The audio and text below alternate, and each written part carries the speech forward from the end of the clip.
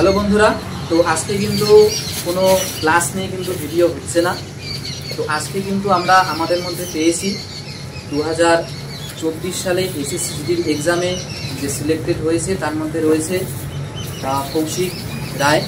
কৌশিক রায় কিন্তু এবার সিআইএসএফ পোস্টটি পেয়েছে এবং তার সঙ্গে রয়েছে আমাদের সঙ্গে কমল রায়। কমল রায় কিন্তু এবার 2024-এর জিডি এক্সামে বিএসএফ কিন্তু পোস্ট সে পেয়েছে এবং এই দুজনের মাঝখানে আমরা আজকে পেয়েছি 2023 সালে অগ্নিবীরে সিলেক্টেড হওয়া মলয় কিন্তু আজকে আমরা পেয়েছি। তো প্রথমে আমরা আজকে দুজন যারা রয়েছে এসএসসি জিডি এক্সামে যারা সাফল্য পেয়েছে তাদের মুখে কিন্তু তাদের যে এক্সপিরিয়েন্স, তাদের যে স্ট্র্যাটেজি, সেই সমস্ত কিছু কিন্তু আজকে আমরা শুনে নিব। তারপরে মলয়ের কাছেও আমরা শুনে নিব তার অগ্নিবীরে যে সে প্রিপারেশন কীভাবে নিয়েছিল, তার ট্রেনিংয়ে কী কী সে করেছে, সমস্ত কিছুই কিন্তু আমরা শুনে নিই। তবে এই আলোচনা শুরুর প্রথমে আমরা আমাদের এই তিনজন সোলজারকে প্রথমে আমরা একটু বরণ করে নেব। তারপরেই কিন্তু তাদের মুখে আমরা তাদের সমস্ত রকম যে পরীক্ষাতে তারা প্রস্তুতি বা স্ট্র্যাটেজি আমরা যেটাকে বলি এবং তারা কী করে পড়াশোনার সঙ্গে যে দৌড়টাকে তারা কন্টিনিউ করেছে, ঠিক আছে, সমস্ত রকম কিছু নিয়ে কিন্তু আজকের এই ভিডিওতে কিন্তু আমরা আলোচনা করব। তাতে করে তোমরাও বুঝতে পারবে যে কোন জিনিসগুলো তোমাদের মাথায় রেখে তোমাদের প্রিপারেশন করতে হবে সমস্ত কিছু। তোমরা কিন্তু অবশ্যই আজকের এই পুরো ভিডিওটি দেখবে, তোমাদের কিন্তু অনেক এখান থেকে উপকার পাবে এবং অনেক তথ্য কিন্তু তোমরা এখান থেকে জানতে পারবে। তো প্রথমে আমরা এই তিনজনকে আমরা একটু বরণ করে নিই, তারপরেই কিন্তু আমরা আলোচনা শুরু করব।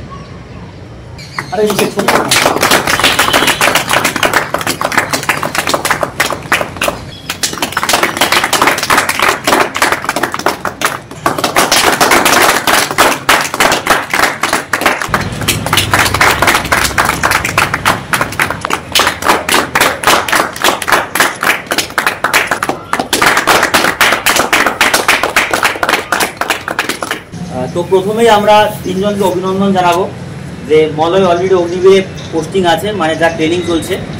আর আমাদের কমল এবং কৌশিক যে আছে তারা হয়তো সদ্য তাদের পোস্টিং পেয়ে যাবে, ট্রেনিং পিরিয়ড শুরু হয়ে যাবে। তো সেই ক্ষেত্রে আমি প্রথমে কমল এবং কৌশিকের সাথেই কথা বলবো, যাদের জার্নিটা কীরকম ছিল, তারা কীভাবে প্রিপারেশন করতো, এই দু একটা কথা যেটা নর্মাল সবারই জানার থাকে সেই কোশ্চেনগুলো। প্রথমে আমি জিজ্ঞাসা করবো তাদের নাম এবং তাদের পোস্টগুলো। আমার নাম কৌশিক রায়। আমার এসএসসি 2024-এ আমার এক্সামের নাম্বার ছিল 130। কমলেরটা শুনে নিচ্ছি। আমার নাম কমল রায়। এবার দেখো, বেশি কথা বাড়াচ্ছি না, তাদের কাছ থেকে খালি মেনলি শুনে নেব যে তারা মানে কবে থেকে পড়াশোনাটা শুরু করেছিল এবং তাদের স্ট্র্যাটেজি কী ছিল, কোথা থেকে পড়তো, এই জিনিস। তো কৌশিকের কাছে প্রথমে আমি বলবো যে তুমি খালি জাস্ট নিজেকে বলো যে কবে থেকে তুমি পড়াশোনাটা মানে চালু করেছিলে আর তোমার যে যে জিনিসগুলো তুমি ফলো করতে আগে, যে যে স্ট্র্যাটেজিগুলো, ছোটো ছোটো স্ট্র্যাটেজিগুলো তোমার ছিল, সেই জিনিসগুলো একটু খালি আমার সাথে শেয়ার করো। আমি 2023 সালের জুলাই মাসে বেসিক্যালি আমি প্রিপারেশন চালু করেছিলাম। শুরুর দিকে আমার একটু অসুবিধা হয়েছিল, কারণ আমার জীবনে প্রথমবার কোনো কম্পিটিটিভ এক্সামের জন্য প্রিপারেশন নিচ্ছিলাম।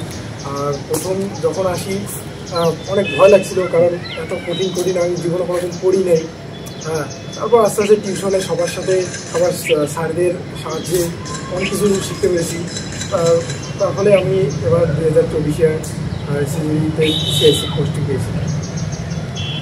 দেখো, কৌশিক কিন্তু তার যে জার্নিটা সংক্ষেপেই বললো যে কীভাবে করেছিল। নর্মালি যখন সবারই যখন প্রথমে একটা এত বড় এক্সামে যখন প্রিপারেশন শুরু করি, একটা ভয়ের বিষয় থাকেই, নতুন সাবজেক্ট, এতগুলো কিছু। তো এবার কমলের কাছে একটু শুনে নেব যে তার জার্নিটা কীরকম ছিল।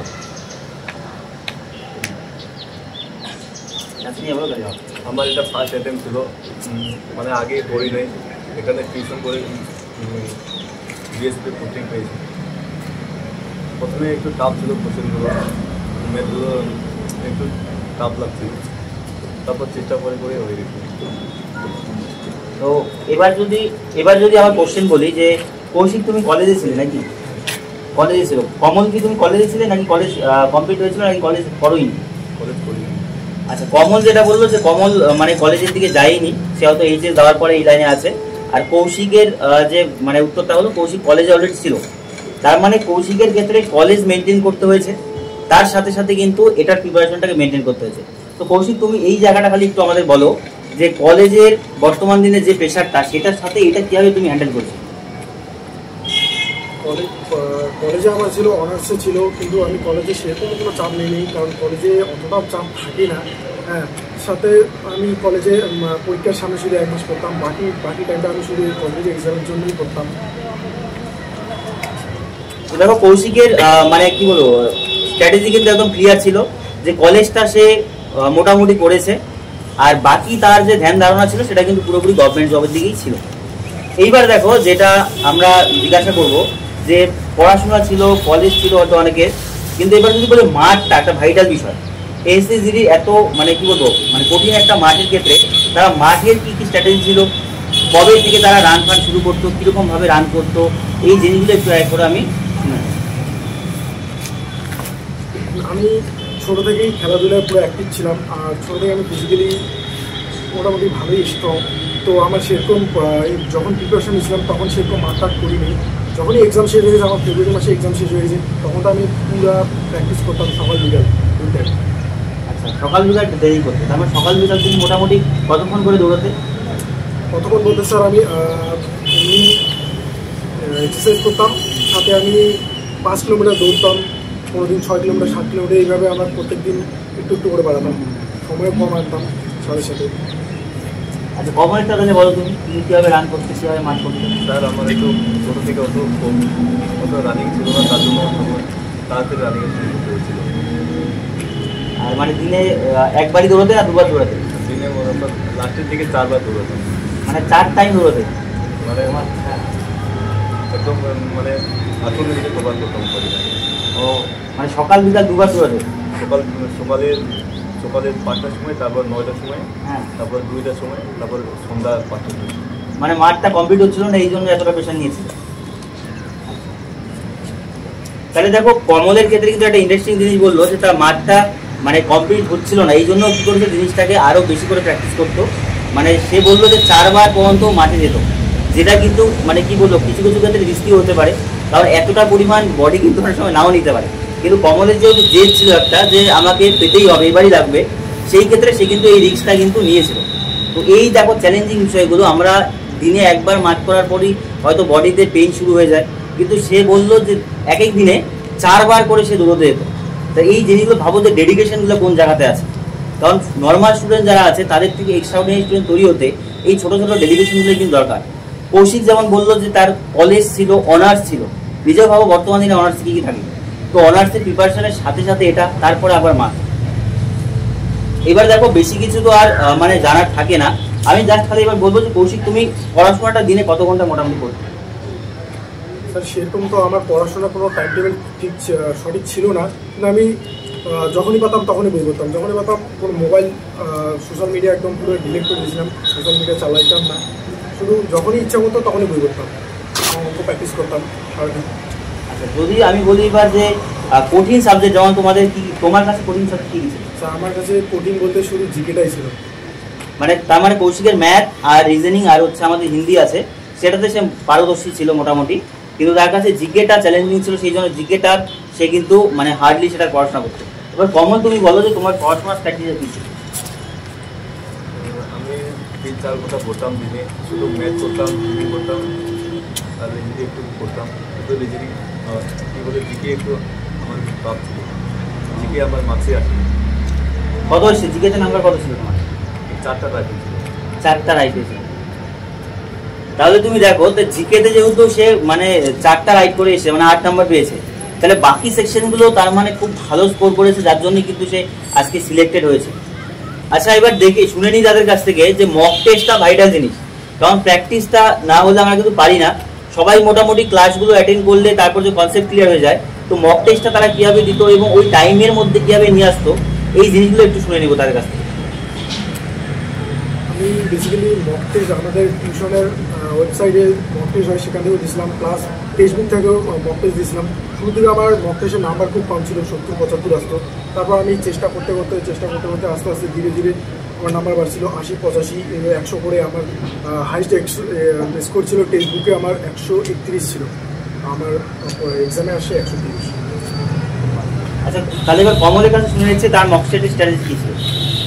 আমি মক টেস্ট মাঝে মাঝে দিতাম, শুধু প্র্যাকটিসে বেরিয়ে মারতাম, মানে প্র্যাকটিসে দিয়ে মক টেস্ট করতে। তার মানে দেখো কৌশিক যেটা বললো যে মক টেস্টে আমাদের যে নিজস্ব ওয়েবসাইট আছে, তোমরা হয়তো অনেকেই জানো www.pacherpathshala.com, সেখানে সে মক টেস্ট দিত। তার সাথে সাথে কিন্তু টেক্সট বুকেও দিত, কারণ টেক্সট বুকে যেহেতু গোটা অল ওভার ইন্ডিয়াতে কম্পিটিশনটা থাকতো, সেই জন্য সে টেক্সট বুকটাও লাগাতো এবং ওভারঅল সে বুঝতে পারতো যে তার স্কোর করেছিল। এবং তখন সে যেটা বললো যে তার হাইয়েস্ট স্কোর মক টেস্টে 131 ছিল। তার মানে কিন্তু সে 131 মক টেস্টে হাইস্ট পেয়েছে এবং এক্সামে 130 এনেছে। তার মানে তুমি ব্যাপারটা বোঝো তার অ্যাকুরেসিটা সে কতটা পরিমাণ মেনটেন করেছে, যে মক টেস্টের যে লেভেলটা ছিল ফাইনাল এক্সামে গিয়ে সেই মানে নাম্বারটাই সে নিয়ে আসতে পেরেছে। তাহলে ব্যাপারটা তোমরা বোঝো যে মেইন বিষয় তাদের কাছ থেকে যে হাইলাইট জিনিসগুলো আমাদেরকে মাথায় রাখতে হবে, যে প্রচুর পরিমাণ ডেডিকেটেড হতে হবে। প্রত্যেকে যে ভাইটাল পয়েন্টগুলো বললো, যে সোশ্যাল মিডিয়া আনইনস্টল করে দিয়েছে, মানে কৌশিকও বললো, কমলও বললো, প্রচুর পরিমাণ ডেডিকেশন ছিল, সোশ্যাল মিডিয়া থেকে তারা দূরে ছিল, আনইনস্টল করে দিয়েছিল। কারণ সোশ্যাল মিডিয়া বর্তমান দিনে তোমরা নিজেরাও বোঝো প্রচুর পরিমাণ টাইম আমাদের টেকিং হয়, বা ডিস্ট্রাকশন একটা বড় বিষয়। তাই এই ছোটো ছোটো জিনিসগুলো কিন্তু তোমাদেরকে মেনটেন করতে হবে, কারণ সব কিছু করে হয়তো সব কিছু করা হয়ে ওঠে না, এই হচ্ছে বিষয়গুলো। আর তাদের ডেডিকেশন লেভেল কি বলবো, আর যেমন কমল বললো 4 বার মানে মাঠে সে যাচ্ছিল। কৌশিকের ক্ষেত্রে তোমরা জানতে পারলে যে কলেজ মেনটেন করে এই দিকে প্রিপারেশন করেছে। তাহলে তোমাদেরও কিন্তু এই ছোটো ছোটো স্যাক্রিফাইসগুলো করতে হবে।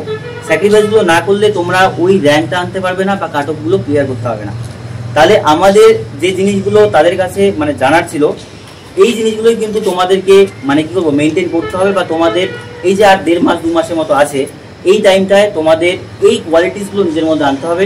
প্রচুর পরিমাণ মক টেস্ট দিতে হবে, নিজেকে ডেডিকেটেড রাখতে হবে, আর সোশ্যাল মিডিয়া বা অন্যান্য ডিস্ট্রাকশন থেকে কিন্তু নিজেকে একদম দূরে রাখতে হবে। তো আজকের যে তোমাদের ভিডিওটি, এটার মেইন উদ্দেশ্যই ছিল এটা, তাদের যে এক্সপিরিয়েন্সগুলো এগুলো শেয়ার করা তোমাদের মাঝখানে। তো সেই জিনিসটাই কিন্তু আমি তোমাদের কাছে তুলে ধরলাম আমাদের নিজস্ব স্টুডেন্টদের মাধ্যমে। আর ওদেরকে আমি বলবো যে তোমাদের আগামী জীবনের জন্য, মানে আগামী ভবিষ্যতের জন্য অনেক শুভকামনা রইল। কর্মক্ষেত্রে তোমরা অনেক ভালো পোস্টিং হোক, বা আরও দিন দিন যাতে প্রমোশন হয়, বা ভালো জায়গাতে যেতে পারো। এবং সর্বোপরি যেটা বলবো, দেশের ক্ষেত্রে একজন মানে সুদক্ষ সৈনিক হিসেবে নিজেকে তৈরি করো, দেশমাতার একজন সন্তান হিসেবে নিজেকে তৈরি করো, এটাই বলবো।